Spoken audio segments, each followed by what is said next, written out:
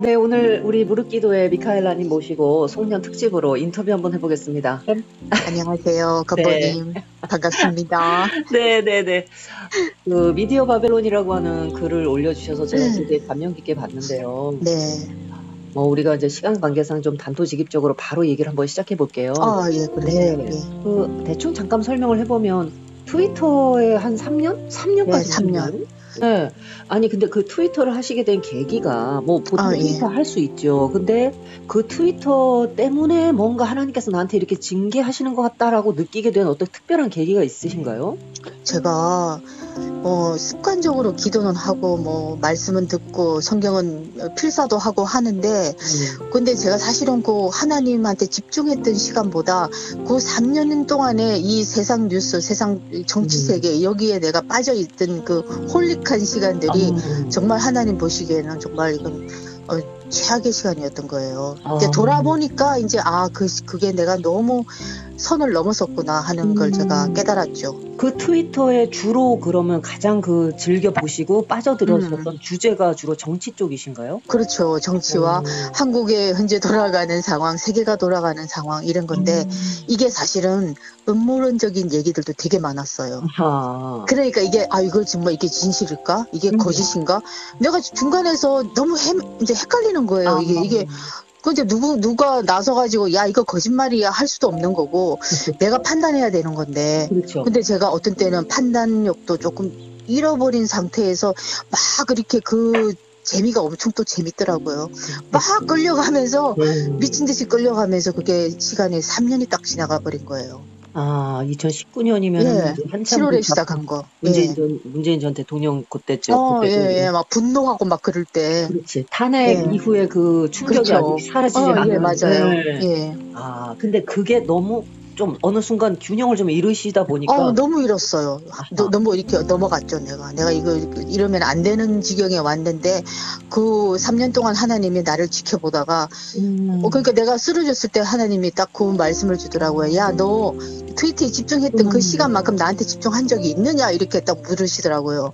그러면 그전에도 왜 그래도 우리가 종종 정치 문제 같은 것들에 대해 대화도 하고 이렇게 했는데 이 3년은 좀 달랐나요? 그전에? 달랐어요. 왜냐하면 이거는 저런 아주 음모론적인 그런 얘기들이 너무 깊게 들어가 있기 때문에 이게 정말 이게 뭐 미국 상황 정치 뭐 이렇게 한국에 이게 다 맞물려서 지나가는 거 있잖아요. 그렇기 때문에 제가 되게 이렇게 엄청 재밌더라고요. 그러니까 거기에 내가 빠져들 수밖에 없었던 거예요. 그러면서 나 혼자 내가 혼자 이런 정보를 알고 있어 막 이러면서 혼자 있잖아요. 잘난 척하고. 정말 가짜났던 거죠. 하나님 보시기에. 소수만 알고 있는 고급 비밀이 예. 유통되고 있어요. 예. 그 자부심이 막 생기시기도 하고. 네네. 나 혼자만 이렇게 깨어나는 거야. 이러면서 각성의 시대에 내가 이런 걸 알고 있다니 막 이런 거 완전히 이제 혼자 도취된 거죠. 사실 굉장히 혼란스럽긴 했어요, 그때가. 맞아요. 문재인 그 북한하고 뭐 회담을 하니 마니 그래서 결국에는. 그러니까요. 그 해에 트럼프 대통령도 와가지고 그 북한 넘어갔던 시절이에요. 그때가. 그 얘기가 있었는데 사실 그게 메인에는 안 나오잖아요, 그 얘기가. 근데 트위터에는 그 모든 장면들이 다 나왔어요. 만나고 있는 장면들, 비밀에 찍힌 사진들이 또 다 나왔었어요. 그래서 사실 저도 그때 한번 쌤한테 슬쩍 한번 얘기를 듣긴 했는데 이 사진이 진짜 이 사진인지 아니면은 이게 예전 사진 뭐를 합성을 한 건지 도대체 알 수가 없길래 제가 그냥 글쎄 왜 뉴스에 안 나올까. 그리고 그게 또 이게 정말 합성인가 이렇게까지 생각도 안 한 거예요, 저는. 사실일 것이다 하고 나 혼자 전제하에 이렇게 믿어버린 거죠.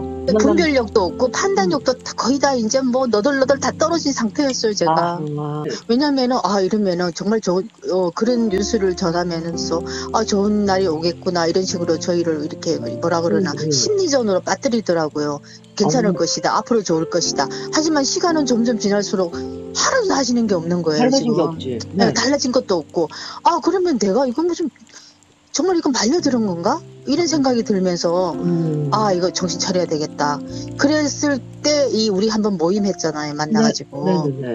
그때 저기 나한테 권면하다시피 이렇게 말했는데 저는 정말 이게 나를 이 뇌를 때렸어요. 그래가지고 그 이후에 갑자기 어떤 몸의 증상, 이상 증상 느껴지셨다고 하는데 그 얘기 그렇죠. 좀 해주세요. 예, 그러면서 트위터 이거 탈퇴하고 일주일 후에 우리 신랑이랑 이렇게 밥을 먹는데 몸에 이렇게 확 힘이 싹 다 빠져나가면서 팔에 들고 있던 수저를 떨어뜨리게 됐거든요. 어머, 그러면서 이 목에 뭔가 이렇게 음식물이 하나도 안 넘어가는 마비되는 느낌이 들더라고요. 그래가지고 내가 이거 어떡하면 좋지. 우리 신랑은 둘 다 패닉 상태에서 그럼 빨리 응급실로 가자. 그래가지고는 집에 근처에 있는 가장 가까운 대학병원으로 갔죠.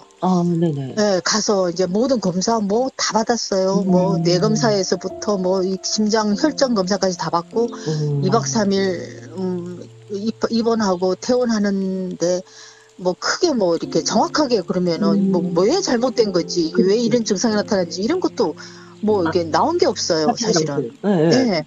그리고는 무슨 이제 이 소화 잘 되고 해주는 그런 약을 그냥 주더라고요. 왜냐면 그 후부터 내가 한 달 동안 뭘 먹지를 못했어요. 음식이 안 넘어가서. 아무 이상은 없다는데도요? 아무 이상은 없다는데. 그래서 제가 물과 이거 죽 있잖아요. 흰죽, 진짜 흰죽, 그거만 겨우겨우 먹으면서 한 달을 견디는데, 누워있는데, 누워있을 때 하나님이 엄청난 질책, 말도 못했어요. 나의 모든 있잖아요. 이게 하나님께 집중하지 못했던 그런 거, 책망, 이런 게 막 다가오는데, 누워가지고 그냥 계속 물었어요. 하나님, 그럼 내가 뭘 또 회개를 해야 될까요? 물으면 또 가르쳐 주시고. 저만의 방법으로 하나님은 물을 때마다 항상 짧게 단어를 주세요. 짧게 키워드만 딱딱 던져주세요. 참. 길게 말씀도 안 하셔. 말 않겠다. 예, 짧게 딱딱 던져주시는데, 와, 정말 이거 팩트 폭력도 있고, 정말 나를 꼼짝 못하게 하시는구나. 그래서 제가 아팠던 시간들이 사실은 나를 교정시키는 영적 유배기간이었어요. 그러셨군요. 제일 기억에 남는 키워드가 뭐 하나 있다면 말씀 좀 해주세요. 우리 사실은 시동생하고 가정하고 사이가 별로 안 좋거든요. 옛날에 이제 어떤 사소한 걸로 서로가 감정이 상해가지고 안 보고 산 지 벌써 10년이 넘었어요. 네. 예, 근데 이제 멀리 다른데 지방에서 가게를 하시는데 시동생이. 근데 한 번도 우리는 그 가게에 대해서 궁금증도 가져본 적이 없어요. 흥흥하면서 지냈으니까. 그런데 그날 딱 누워 있는데 갑자기 시동생 가게 이름이 뭘까 생각이 막 나는 거예요. 세상에. 처음이에요, 그게. 그래서 내가 하나님, 왜 이런 생각이 날까요? 했는데 하나님이 딱 던져주는 단어가 화목, 딱 이러시더라고요.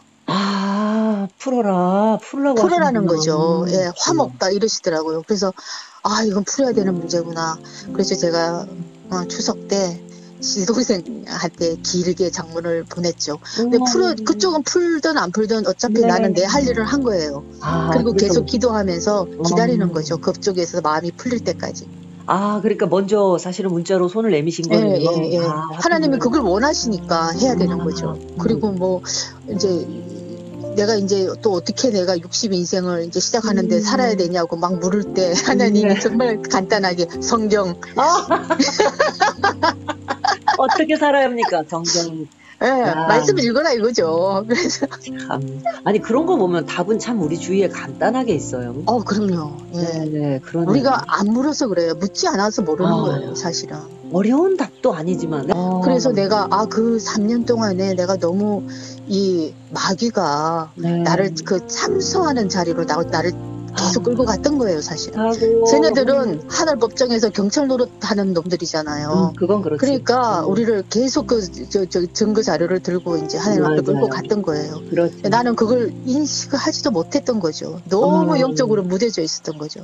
마귀한테 참석거리 할 것만 줬다. 네네네. 말씀이었군요. 네. 지금은 건강이 어떠세요? 목소리도 굉장히 생기 있으시고 편해지신 것 같은데. 네. 지금은 이제 죽도 웬만큼 다 넘기고. 근데 새벽 기도를 하신다는 것 같던데. 네네. 새벽에도. 네. 미국에 있는 조카 건강 때문에. 네. 같이 언니들이랑 다 합심 기도로 한다고 했는데 그 새벽 기도 자리에서 정말 저는 이 정도 기도는 내가 왜 그동안 하지 않고 살았을까? 새벽에 네. 일도 안 하는데 집에서 노는데 그래서 이것도 내가 평생을 하나님 앞에 드려줘야 되는 거를 내가 정말 놓치고 살았구나. 사실 그런 것 같아요. 집안에 기도하시던 어머니나 이 위에 조상이 딱 돌아가시게 되면 그분이 계실 때는 우리가 뭐 그래도 그럭저럭 했는데 잘 안 되는 것 같아요. 네. 그걸 좀 느낍니다, 요즘. 그래서 집안에 그런 끈이 돼주는 사람? 어쩌면 구심점이 돼주는 사람. 그 후계자를 잘 세워야 돼요. 맞습니다. 그래서 나비가 돼야죠. 맞아요. 그래서 어머니가 나비가 되셔도 사실은 쭉 끌어가셨잖아요. 앞에서. 그렇죠. 근데 이제 그 이후에 누군가가 그 바톤, 여호수아 같은 사람이 하나 또 나와야 돼, 모세 이후에. 그래갖고 또 가야 되는데, 사실 후계자 세우지를 잘 못하고 맞아요. 있잖아요. 이것도 또 새롭게 제가 또 받아들이게 되네. 그 미디어 바벨론이 사실은 제가 그 트위터라는 검증되지 않은 그런 어떤 대화나 그런 기사 증거들 가지고 내가 훅 빠져 있었던 거잖아요. 그러니까 이게 크로스 체크도 한 번도 한 적이 없고 나 스스로 무조건 이게 맞겠거니 하고 따라갔던 거. 그리고 그게 자꾸만 가다 보니까 흑암의 세력인 것 같아요. 그게 사실은. 그러니까 검증되지 않은 그런 어떤 그 정보 세계에서 내가 계속 끌려갔던 거예요. 그 미디어를 우리가 늘 일상에서 이용을 하고 살지만 문제는 미디어 바빌론이라고 말씀하셨을 때 그 의미가 그게 완전히 우리의 건전한 사고 그런 밝은 빛을 벗어나게 해서 혼잡한 혼돈 속으로 그냥 끌고 들어간다라고 하는 그 의미로 바빌론이라는. 네, 맞아요. 왜냐면은 요즘 애들 보세요. 감정도 미디어로 이게 미디어가 뭐 자극적이잖아요. 성평등도 있고 뭐 동성애, 페미니즘 전부 하나님과 반대에 서 있는 거예요. 그게 아마 지금 목소리도 커요. 그쪽 분야에서 일하는 애들이. 그러니까 이게 사람들도 그래요. 이게 그러니까 감정도 기뻤다가 슬펐다가 무슨 단기 기억 상실증 환자들처럼 바로바로 그 감정이 변하는 게 이렇게 보여지잖아요. 그 감정이 막 순간 이동하는 거예요. 애들이 요즘 애들 보면은 불이함과 이거 분노하는 대상과 기준도 막 바뀌어가고 있고. 맞아요. 그래서 이건 바빌론이구나. 그래서 제가 정신을 차렸습니다. 내가 원하는 유형의 자료나 컨텐츠에만 접근하려고 하면 또 그쪽으로만 통로가 열리면서 맞아요. 알고리즘이 또 그쪽으로 가잖아요. 그렇죠. 연초에 우리 팀들 지금 대기하고 있는데 예, 만나야죠. 시간을 한번 잡아가지고 뭐 본죽에서 한번 보죠. 아니 이제 전골 같은 거 먹을 수 있습니다. 전골은 가능합니다. 만두 전골 막 이런 거 먹을 수 있습니다. 그럼 뭐 거의 정상화 다 되신 거예요. 갑시다. 알겠습니다. 네, 오늘 감사합니다, 쌤. 네, 감사합니다. 네.